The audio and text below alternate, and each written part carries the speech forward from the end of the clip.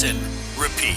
Broadcasting from the Camp Grilling Studios, this is Sporting Journal Radio. Presented by OnX. Know where you stand with OnX. That's a new personal best pike here. Now here's your host, Brett Amundson. That is correct. Welcome to the show. I'm Brett Amundson. Thank you for tuning in on this station right here by downloading the podcast wherever you get your favorite podcasts or by watching this on YouTube, Facebook, and wherever else you're getting it. Thank you very much. That's Dan Amundson over there. Dan, how you doing? Good. It's hot. From Saskatchewan to Florida, ladies and gentlemen, we've been down at ICAST all week, and over the next couple of weeks, you'll be hearing us talk about what we've seen down here. We'll show you pictures and videos, and we've got interviews from some of the people that we met while we were down here. Even going to work in a little bit of fishing, ocean fishing. I've never ocean fished before, Dan. I've never even seen the ocean. Oh, that's right. I don't think that exists either. I think that's a myth. I mean, I've seen it. I mean, it's a big body of water. Seen Lake Superior. Yeah, it's a big same thing. It's kind of cool. There's a ton of, who knows what's swimming in the ocean. That's what I think is fascinating about the ocean, is that it's deep and there's a whole assortment of creatures that haven't even been discovered yet swimming in that thing. You know what's not swimming in the ocean though? Walleyes. Walleyes, yeah. Or giant lake trout. Yeah, or giant lake trout, that's right. We got done fishing for some giant lakers recently up at Tazin Lake Lodge. We've been filming it all for Tazin TV, and you're going to be seeing that come out on the Tazin Lake Lodge YouTube channel very, very soon. We want to thank this year's sponsors for bringing you Tazin TV. We've got Yamaha's Right Waters. They're dedicated to clean water. We've also got Illumarine boats. Those are the boats that you will see us fishing out of up at Tazin Lake. We've been using them for years out there. Great fishing boats. Ocean Wave sunglasses. We did a lot of sight fishing, seeing through the water, reducing that glare from the sun with the polarized lenses. Ocean Wave sponsors Tazin Lake Lodge. Of course, Tazin TV at Tazin Lake Lodge.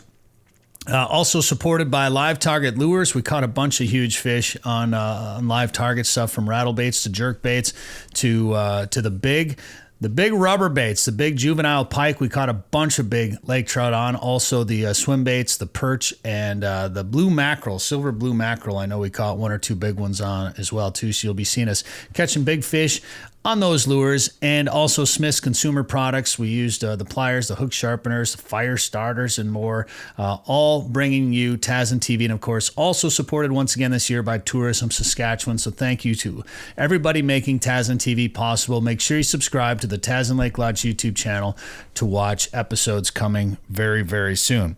We'll also be putting stuff on the Sporting Journal Radio YouTube channel from Tazin, but also from ICAST. We're going to be filming while we're down here in Florida, in Orlando, at the big old event that happens every year, with the brand new products coming out from all the major companies, all the major brands. So watch for some more content on the Sporting Journal Radio YouTube channel, including that Garmin. We tested out that, or got to watch them test out that Garmin LiveScope XR while we were up at Tazin Lake Lodge. Dan, that was pretty fun to watch. I bet it was. Yeah, well, you didn't see it. I wasn't in that boat, so. So they jigged. So Steve Panaz and Danny Thompson came up, and Steve was filming for Lake Commandos, which you'll be able to watch a couple episodes over the next 2 seasons of Lake Commandos. And then Danny brought up this new LiveScope XR, and they were jigging for lake trout in 100 feet of water, and then we got to watch them fight a lake trout from 100 feet up to the boat, and just watching, you could see the tail beats from that lake trout swimming below, and you could see the air bubbles coming out. And then at one point, you actually see another lake trout come swimming over to check out what all the commotion is about. So that's a new product from Garmin out this year. That's going to be pretty neat. I got a new LiveScope this year too, Dan, that I'm pretty excited about. Congratulations. Yes, thank you very much. It's going to be fun to use. I'm looking forward to it. I've got the Garmin 93, and gonna be that's all. That was also new. So I got new electronics, and basically the first place I used it was Tazin, Dan, which was kind of nice because Tazin hasn't been mapped, so I got to map the whole time up there. But that's a pretty neat place to start. And it was kind of the first time you used your electronics too, hey? Or you used it on the rainy too? Like for an hour, because I don't have a boat this summer. Oh yeah. So yeah, it sat in the box, and it's still at Tazin Lake actually. So oh, that's right. Great place to leave it. Thanks, Jody. That's right. So also Live Target's got some brand new lures. We're down here, we're in Florida working with Live Target while we're down here. They've got some new lures out this year, including a new craw, the Live Craw, which ultra realism, of course, is what Live Target's going for. The Ultimate Frog. They've got a slow pitch jigging line, SPJ braid. It's from Tough Line. That's new this year. They've also got a new treble hook called the Jaw Lock. This is a pretty interesting treble hook because if you want to dig into the process of how treble hooks get made, there's always some variability because variability, that's the right word, right, Dan? Variability? Differences is the word I would use. Because nobody's been able to fully automate the process of putting 3 hooks together to form a treble, but Mustad did it, and that's what's new this year. So there's consistency among all their treble hooks. And then they make the points. There's a way that they make the points that are 20%. They start off 20% sharper. These are great hooks, and they're brand new this year down here at ICAST from Mustad. And then Mustad came out with new rods this year from Brandon Lester, made some rods, designed some custom rods for Mustad. So they've got their Instinct Elite rods from Mustad new this year at ICAST. So stay tuned for the next couple of weeks here on this show, and we'll be bringing you more about all the new products debuted at ICAST this year. All right, we are going to head back to Minnesota to get some fishing reports. Randin Olson from Lockjaw Guides Service in Otter Tail Lakes Country will be joining us here in a little bit. Also, Joe Henry will talk Lake of the Woods. And then we're going to learn more about fly fishing with the new Fly Fisher TV show. Caitlyn Martel is going to join us. This was her first trip, like the first fishing trip, especially to a place like Tazin Lake Lodge that she's ever been on. What was her experience like? She wasn't quite sure what she was getting herself into. So she'll walk us through the emotional roller coaster that she went through from being nervous about the trip to catching her personal best fish. We'll talk to her about that. Also, Ryan Piscala is the camera guy that came, and he's flown all over the place filming for this TV show and seen a number of different lakes and rivers and places that they've fished, some wild places way down South America they've gone. So we're going to hear about those trips and find out how they stack up against Tazin Lake Lodge. It's all on the way. Don't go anywhere. Devil's Lake is legendary, and this summer has been legendary for walleyes. Don't miss out. Call Haybale Heights Campground and Resort today to book one of their modern cabins on East Bay. The cabins are furnished with a full bathroom, kitchen, and all the amenities like high-speed internet and are clean following CDC guidelines. Staying at Haybale Heights gives you full access to a private boat launch, fish cleaning station, and beach area. Learn more at haybaleheights.com. That's haybaleheights.com. Plan your trip to legendary Devil's Lake today. Joe Henry joins us from Lake of the Woods Tourism now to talk about that big walleye factory in northern Minnesota. Joe, how you doing? I'm doing good. How are you doing, Brett? Not at ICAST this year, I see. No, you know what?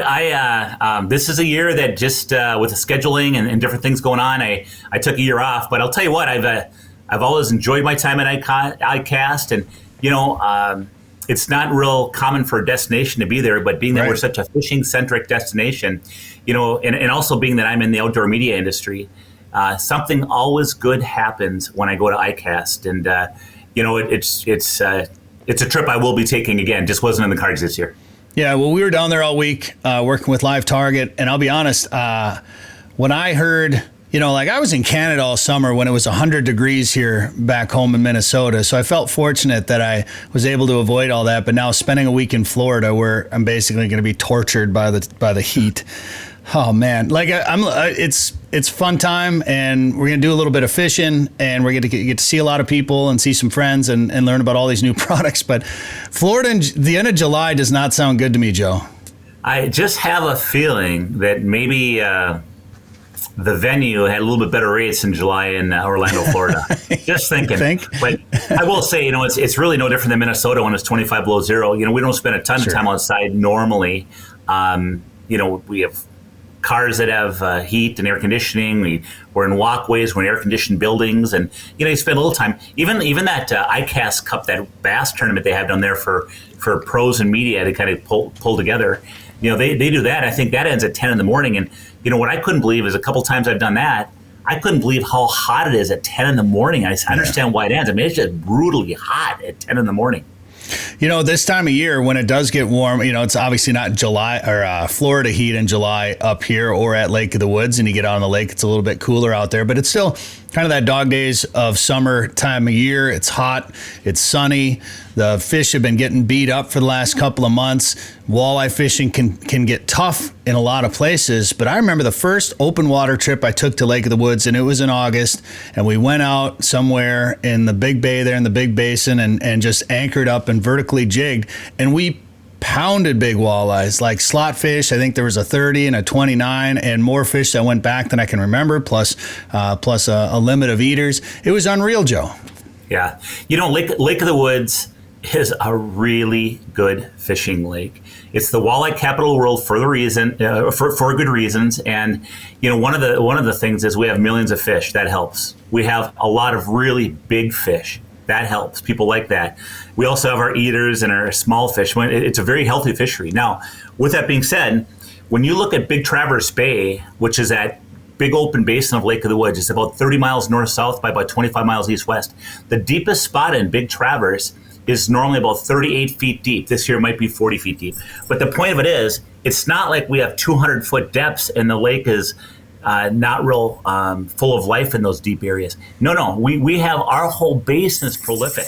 Consequently, we got walleyes that during that deep summer pattern, what they'll do is a lot of them will go out and they'll be sitting in the deep mud basins, Brett, that 38 feet of water, that 33 feet of water. And when you're going along out in that basin, it's called no man's land. You're out in the middle of this big lake. When you're going along, you look at your graph, you'll see schools of bait fish. You'll see different bug hatches going on, coming out of the mud. And then you'll see the hook. It looks like simulator mode when you go to your favorite sporting goods store and look at a graph and they have it in simulation mode so you can see what it looks like. Honest to goodness, the graphs come alive. You just lick your chops if you're a walleye angler. And then, of course, the next thing is, all right, we know there's a lot of walleyes. We've stumbled upon some walleyes here. Let's put an icon down and fish these fish. How do you fish them? Well, normally those fish are going to be a little bit more spread out in the summertime, laying in that mud basin and such, or laying on structure or adjacent to structure. Consequently, the majority of the time, you're going to be pulling spinners with a bottom bouncer, or you're going to be pulling crankbaits, which to get your crank down in that deeper water, most people are going to use lead core line. They're going to use a 4-ounce bottom bouncer with a 6-foot piece of mono or fluorocarbon with a shallow diving crank, or they're going to use downriggers, or they can use snap weights or whatever else. But the bottom line is, if you can deliver those crankbaits and put on some miles while you're pulling those cranks through those walleyes, now it ends up being almost like a little experiment. It's about the anglers that pay attention to speed, to colors, to shapes, to sizes, to where in the water column to deliver that crank. Do you want to put it right in front of those walleyes' noses and hit them in the head with it? Do you want it to hit the mud and jump out of the mud once in a while? Or do you want to put it 3 feet above them and make those walleyes fly up and grab it like they're grabbing a tulipy or a minnow? I mean, that's the science of pulling cranks. But it's so much fun. And of course, pulling bouncers and spinners. I mean, goodness gracious. If I'm going to fish that deeper water, I'll give you a little hint. When I fish normally with a bouncer, I'll fish a 2-ounce bouncer and I'll pull that bouncer. You know what? When I pull a bouncer in that deeper water, I'll put on a 3-ounce bouncer instead of a 2-ounce, and I'll tell you why. You know what? It makes it so much easier to maintain that 45-degree angle in depths that are deeper than 25 feet of water. And you know what? It seems heavy at first if you're not used to 3 ounces. It's only 3 ounces. Shoot, in the Rainy River this year, they were using like 8 ounces of weight. When you go to the ocean, they're using pounds of weight. I mean, it's just all relative based on what you're used to. You know what I mean? Well, we just got done fishing for lake trout, fish that live on the bottom, just like walleyes. And we were doing the same thing. A lot of times we use 12 to 16 ounces of weight, Joe, when we go down there. And I know I watched some guys doing 18 to 22 ounces of weight that they were, and you troll for hours. And it's torture for your arms, but it gets you on the bottom. It keeps you on the bottom and gets you down there faster. So you do have a more direct line down to the bottom down there. And it can be really effective if you want to drag around that much weight. And one thing I thought was interesting that you brought up is how you want that crankbait. If you're pulling cranks, where you want that crankbait to run. And I have run a lot of underwater cameras, and I've used like a flatfish, something that dives and that digs when you're running, especially when you're running it down on the bottom with weights, and it'll be just kicking up, sediment as it's dragging along the bottom. And you'd think that wouldn't be ideal, but for a fish like a lake trout in any case, man, sometimes that just gets them crazy, and all of a sudden you'll just see them dive into that cloud of sediment that's that trail, smoke trail, if you will, that's in there, and they'll grab, I don't know if they hear it. I suppose they hear your bait rattling around down there, and they just start whacking it. I've caught a lot of fish that way, but sometimes you wouldn't want it. Sometimes you do want it clear, and walleyes I know can be a little bit more finicky. So being able to dial in where you want that crankbait can be real important. You can try it different ways. And when you and I fished the Rainy River in this spring, when was that? April. When we were down there, and we ran 3 ways and ran those rates to get those weights to get those crankbaits down there. And you put on shallow diving crankbaits. I thought that was a pretty interesting technique, and it made a lot of sense. Yeah, well, if you're pulling a weight on the bottom of the lake and you got a 6-foot lead to your crank, if you'd have a deeper diving crank, that crank would dig right down into the mud and it would get fouled up and you wouldn't have any action on it. So you imagine if you have a weight that's down by the bottom anyway, you can run a shallow diving crank because the weight has pulled your shallow diving crank down into the strike zone, and it just works out better, But I'll tell you, whether you're pulling spinners or whether you're doing cranks, there's a method to the madness. There's a reason why some anglers catch more fish doing the same technique in the same boat as another angler. Part of it, yesterday, we're rotating blades to see what blades work the best.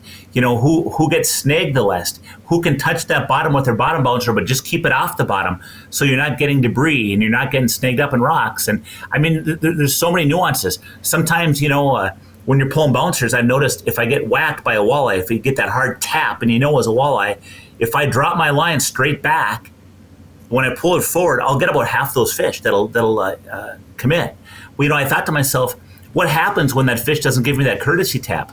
A lot of times there's fish following your baits and you don't even know it. Mm-hmm. So now periodically I'll just drop my lure back and pull it forward. Boom, there's a fish. Well, that fish was following and you did something different. Whether they want to hit it in the fall, whether it instinctively a minnow hesitates before it jarts away from them. Whatever the case might be, it induces strikes that you otherwise wouldn't have gotten. So again, this whole game of fishing, part of the fun for me is figuring out the fish. It's like a chess game. You're figuring out the fish, how fast, where they want it, what color, what bait, what presentation. Hey, you know what? There's sometimes they want jigging over the top of them. There's sometimes they want a crank going 3.5 miles an hour. Every day, every time period can be different. Yeah, and sometimes figuring out those little nuances can just be, it's fun to figure them out, but man, it can be aggravating when you're fishing with a couple other boats and you're all using the exact same presentation, yet maybe one or two of the other guys is out fishing everybody else. It's like, man, what are they doing different? We're going the same speed. We're both on the bottom. We got the same colored lure on. We got the same lure on. What is different? And sometimes there's just a little bit of a learning curve to feeling how much you're on the bottom, where you're at, just what's bottom, what's rocks, what's debris, what's fish. You just got to put your time in out there and figure it all out.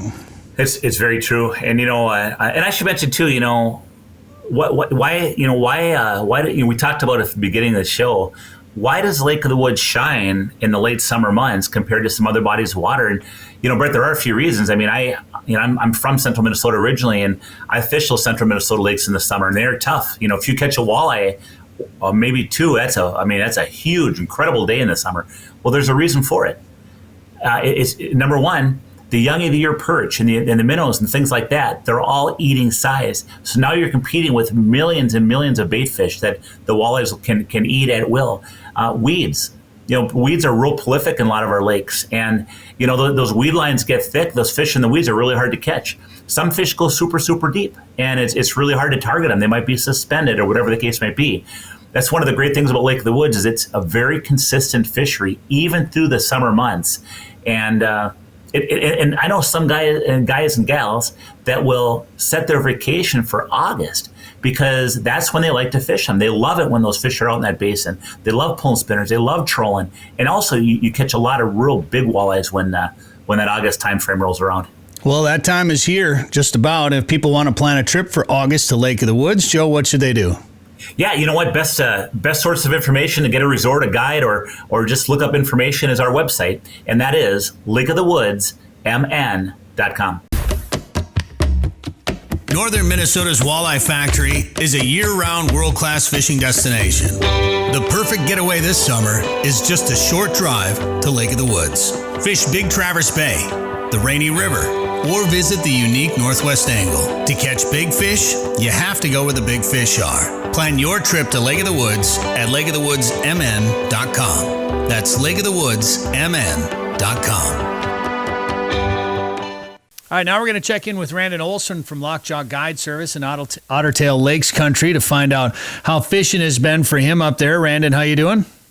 Doing pretty good, guys. Thank you for having me. You bet. Thanks for joining us. While we're down in Florida for ICAST this week, you're back in Otter Tail Lakes Country chasing fish around. What have you been walleye fishing? What have you been doing lately? Mostly walleyes. We're mixing a few crappie trips in here and there, but I would say 90% of the stuff right now is chasing walleyes down. How's it been? It's definitely been chasing. We're in that, the end of the bug hatch. We're getting into the back half of July here soon, so those fish are on the move constantly. The food in the lakes is at the peak for the summer, so the fishing's good, but you're definitely chasing. You're running and gunning. So some people like to fish during the bug hatch. Some people obviously have to change their presentations. What's your go-to? Do you just try a couple of different things until something sticks against the wall, or do you have a go-to method during the mayfly hatch or other bug hatches? Yeah, there's a lot of different theories when it comes to bug hatches. What works, what doesn't, how people go about it. Generally, my thought process is I go the opposite way of the bugs. If the bugs are out in that 40 foot, I'll go find some structure that's closer to the really deep stuff, or I go super, super, super shallow. Not every fish in the lake is going to participate in that bug hatch bite, so there's always fish outside of that. Just try to. I know we're losing. It turns out pretty well. We're losing you there a little bit, Randin. You must be out on the water right now. I am.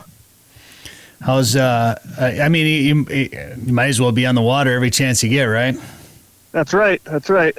So do you target different depths? Will you try to, somehow, match the hatch a little bit to try to look like you're part of the bug hatch? No, I usually go the opposite. And same thing when there's a big perch boom in the lake. They're used to seeing all those perch or all those bugs. So trying to be completely different usually pays off. So, for instance, it's a mayfly hatch. What's the first thing you're going to tie on? First thing I'm tying on is a big old night crawler.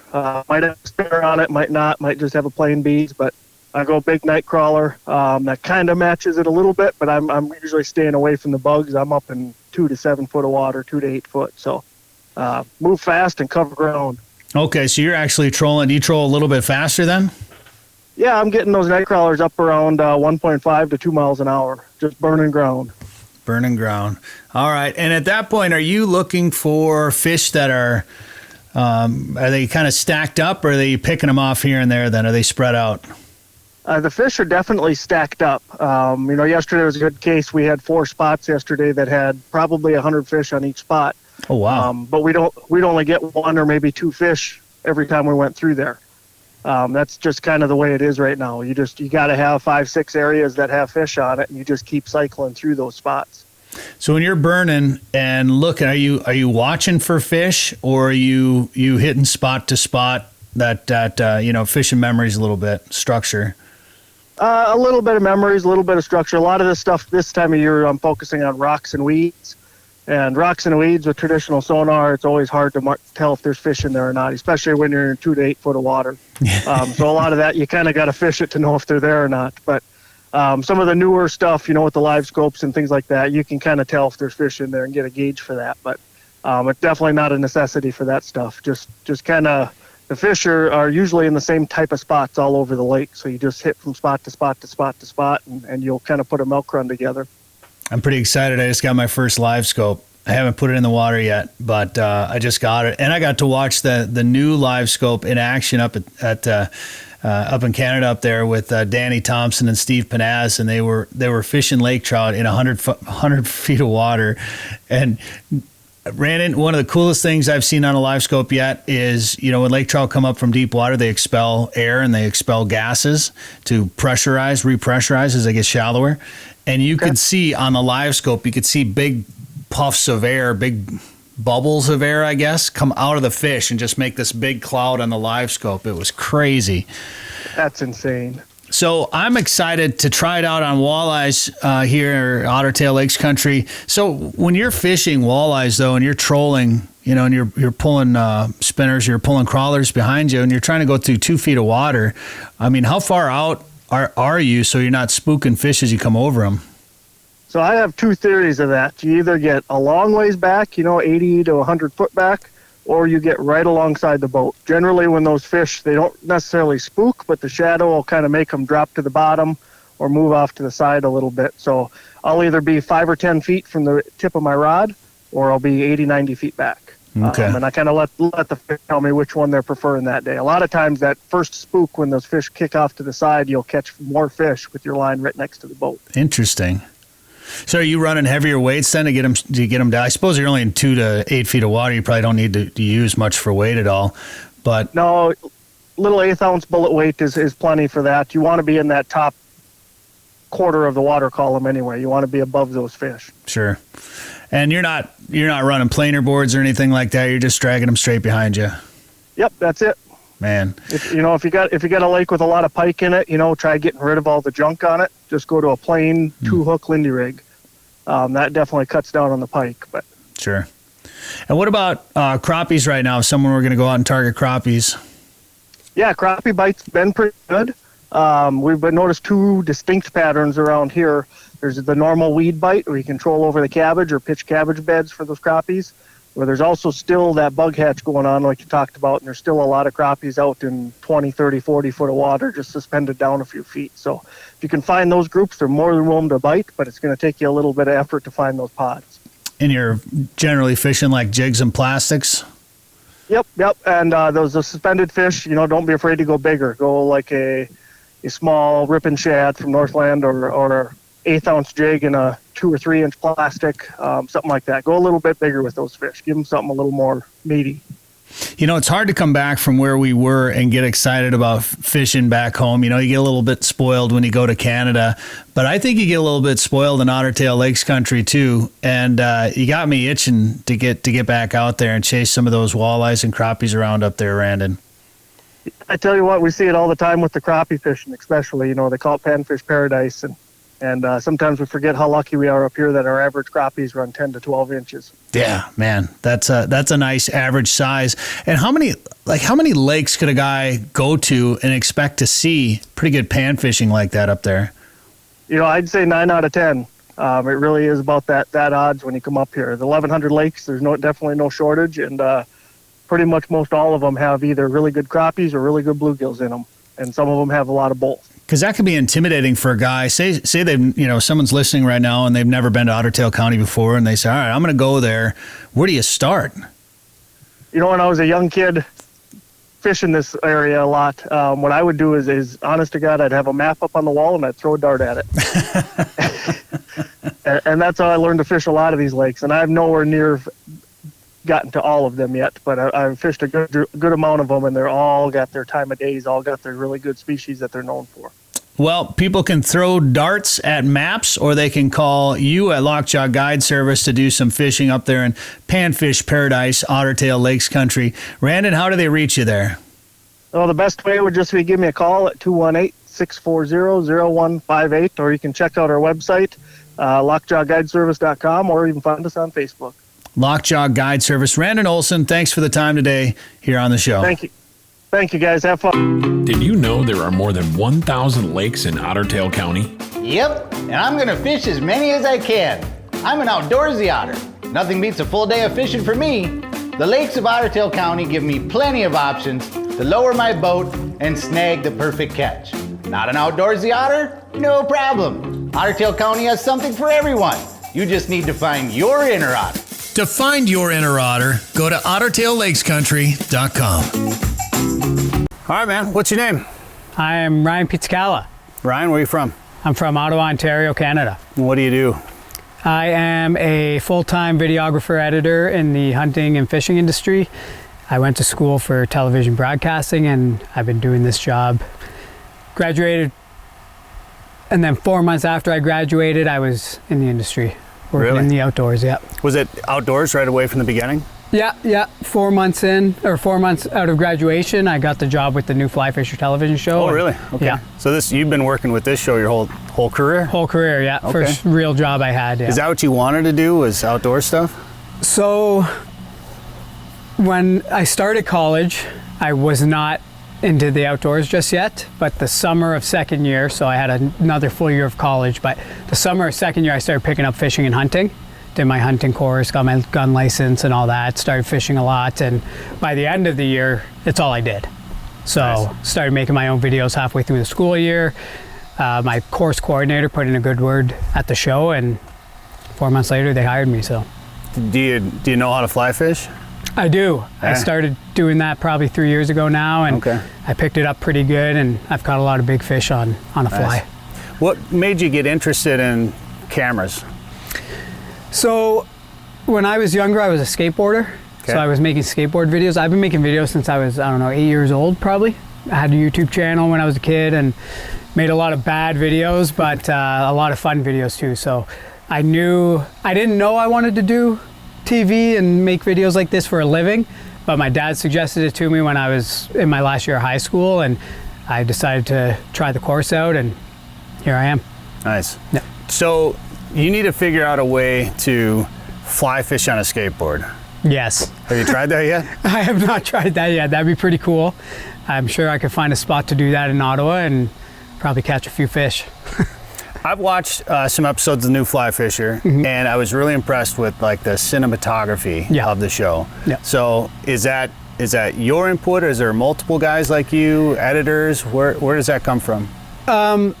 So I'd say the show's changed a lot in the last 4 years. We had a lot of older camera guys working for the show, and they just couldn't keep up with myself, and we have 2 other younger-ish guys in the industry, and we had to let a few guys go, and now we got our 3 main guys, and we're all checking gear, watching videos, doing this, doing that. One guy he shoots so much stuff, it's ridiculous. He's shooting probably every day 365, so he's learning a lot. He passes it on to us, we pass things on to them, and we're just trying to get better every year and make the best content. It's hard to keep up with all the changes in technology and camera gear. Yeah, it is. There's new things every year, and it can get expensive, but it's important to keep up and take advantage of the gear that comes out. Now, I was pretty impressed with myself bringing a drone and a couple of cameras up here, and then you show up with 2 drones and a bunch of camera gear. Yeah. It's sometimes challenging to travel with all that stuff, isn't it? Yeah, it's a lot, and you sometimes will have to pack less clothes and other things, and maybe pay baggage fees and whatever it is, but it's important to bring as much as you can. You never know what's going to happen. You could lose a drone, and you got to have a backup of pretty much everything you bring. So I like to bring a few cameras in case I drop one in the water or something happens, it just stops working, whatever it may be. You always got to have something to fall back on just in case. I don't think people realize just how much gear goes into, a show like yours, or even what we're doing. And when we're doing it in a remote location where it's an hour and a half float plane ride, and you're limited on how much weight you can bring, it's like a game of Tetris, trying to pack everything and then weigh it, make sure that you're underweight and you got the right stuff, and then you get halfway to the airport or whatever, and you're like, what did I forget? Well, I know I forgot something. Yeah. How often are you buying new cameras? We typically will buy a new camera probably every 2 years, maybe every 4 years at most. So we were running Sony FS700, I think. I used that for 1 year. Then we got the new FS5 by Sony, used that for 2 years, and then one of the other camera guys told us about Z-cams and how they're identical to a Red, but for 1/8 of the price, and so we jumped on those, and we've been using those ever since. Probably won't have to upgrade on those for a few years because they have firmware updates every few months, and they're updating the software on those things every other month, so it just keeps changing. You don't got to buy a new body. So for that camera, we'll have that around for a while. But for run and gun cameras like the Sony A7S III, that's probably going to be around for another 4 years, I'm sure. It's a solid camera. Yeah. Yeah. You can't go wrong with so many of these cameras. We've got 4 different big-ish cameras here in camp right now, and they're all pretty good, I think. But they all have good specialty uses as well. And I think that's what really makes a good fishing show. I mean, at its base, you have to have some education in there, which you guys do with the show. You learn how to fly fish and how to fly fish for different species and what to do. But I like having a lot of eye candy. Like, I think the visuals, because there's, especially on YouTube, there's so many how-to videos out there, and you have to do it. That's what works. But when you can combine maybe a good story, some good education, and some good visuals, and maybe go to some neat places like this, I think that's your winning formula for a good show. I totally agree. So I like what you're doing and making it look pretty, because I try to do the same thing, throwing some cool shots, things like that. Where all do you travel to for this show? So the majority is probably filmed in North America, probably 75% in Canada, another 20% in the United States, and typically there's a show or 2 a year international. Oh, wow. So all over the place. That's pretty cool. Yeah. What's the wildest trip you've been on? The wildest, there's 2 that stick out to me just because it's such a neat place, but I did 2 weeks in Bahamas and 4 weeks in Chile, so it's hard to beat those 2 places. Yeah, well, and fly fishing and all these places. You don't think of the Bahamas as a place to go fly fish. It's the bonefish. Bonefish. Yeah, you walk the flats, you're in knee-deep water, and schools of fish around you, and they're a fun fish to catch, and sharks swimming off in the distance, and it's awesome. Well, how was your time here at Tazin Lake? Tazin Lake was super cool. I've been to a few places in northern Saskatchewan, and I saw some of the biggest fish of my life here this week. So, and for them to be caught on fly, it's pretty awesome. And those trout that you guys have here, there's a world record, like everyone said, in this lake. So it's a very special place. The people are great. The accommodations were great. The food was great. Overall, top 10 for me. I've been to a lot of cool places. Yeah. Yeah. What do you think about that day of pike fishing? And you can talk about what you guys caught, or you can save it and make people watch the show. But where does that day of pike fishing, where does that rank in pike fishing days that you've been a part of? In terms of big fish, it was probably the best pike fishing day I've seen. I've filmed. We've had a few days where you get a handful of 40-inch fish, but to get 3 nice fish over 45 on a fly, it's hard to beat that. That's so cool. And in shallow water and sight fishing to one of them, you can't do that. Yeah, I heard you got some pretty cool underwater stuff. Yeah, a lot of cool underwater stuff, and some footage that I didn't think I would get. Yeah. That's nice. And this water is so clear here. I brought up all kinds of underwater stuff for this place. I got mask and snorkel and swim fins. I'm going to be out there swimming in 60 degree water, just because the fish, the structure, and that water clarity, and some of those sand beaches, you can get some really cool stuff. Yeah, that's going to be cool. When is this going to be, when will people be able to watch this? So typically we start airing our shows in January, and it can go anywhere from January to June, but this show will most likely be January or March. Okay, and where can people watch it? You can find the show on YouTube, Wild TV, Fishing Network, World Fishing Network, I think the Outdoor Channel, PBS, Amazon Prime. It's all over the place. Facebook, Instagram. That's cool. Yeah. The new fly fisher. Yeah. Well, dude, nice to meet you. Sounds like you had a great week up here gathering footage. I'm glad you guys were able to make it. And thanks for being on our little show here today. Thanks, man. It was a pleasure meeting you guys. 852 million acres of public land, 147 million private properties. All in the palm of your hand.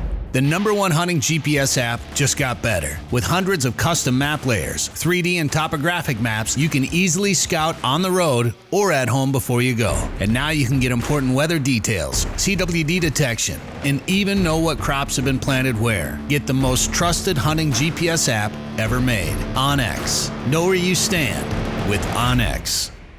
All right, what's your name? My name is Caitlyn Martel. All right, Caitlyn, where are you from? I am from Ottawa, Ontario, Canada. And what do you do? I am an editor for the new Fly Fisher television show. Cool. How long have you been doing that?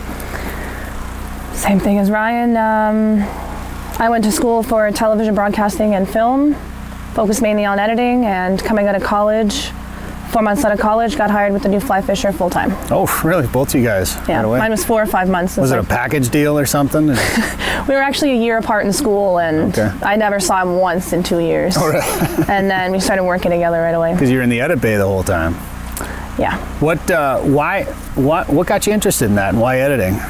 It was actually my high school. I went to Colonel By. It's a small school in Ottawa, and they did film and broadcast training courses and photography courses. And truth be told, I was trying to avoid science and math.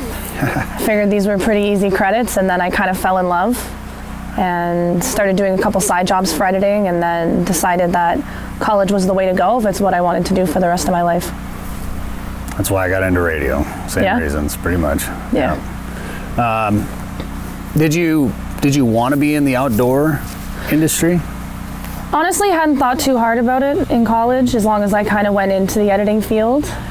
I'm really big into camping and hiking and the outdoors to begin with, so getting this job kind of tied into that, so I decided to roll with it, and now I have a newfound love for fishing from it all. So. And you've been with the new Fly Fisher for 6 years, and you're not fly fishing yet? 6 years? 6? Yeah, I guess if he's been 7 years, I've been 6 years, because I was the year following. Or whatever it is. So I've been with the new Fly Fisher for 6 years now, and slowly getting into the fly fishing, but not too much. Not yet. Definitely sticking with the conventional fishing for now. Well, they probably do all the fishing and go on the trips and then just send all the footage to you, and you got to sit back and edit. I sit in a very small, dark room, and I just edit all day. You got to go on this trip, though. Yeah, they decided to send me out on a trip, let me see the good, the bad, and the ugly, as they call it, and see how it goes. And it went super well. The fishing was great. The guides and the hosts were great, so it's going to be a good show. You going to try to go on the next trip then? No, I don't think so. No? Maybe one next season, but it's been fun. It's been a cool adventure, but I definitely like the editing. Not a big on-camera person, so sure. If I could come on the trip and just kind of hang to myself, I would. Well, thanks for coming on our cameras. You're welcome. I'm trying really hard not to look at it at all. Well, if you're only going to go on one trip, this was the one to go on, I think. Oh, absolutely. I think so. Jenna's been raving about northern Saskatchewan. So has Ryan for a couple of years now, so yeah, it's a good team to come up with as well. Very relaxed but focused at the same time, which is kind of a good atmosphere to be around. Yeah. So when they asked you to come and then they told you where you were going to be going, what was your first impression? I'm sorry, you're sending me where? And yeah, then he explained, and we looked up the lodge and everything, and Tazin TV, and got to watch a few episodes and look into some stuff, and I went, all right, it doesn't seem too bad. And then it turned out to be a really great time. Nice. Yeah. And you got to meet a pretty cool dog. I can't complain, she's pretty great. Kind of the best part of the trip, but I guess I shouldn't say that on mics. I think you hung out with her more than I did this week. Probably. Yeah. I was missing my dog's back home, so. Yeah. You caught some nice pike. Yep. I caught one, I think it was called the aquarium.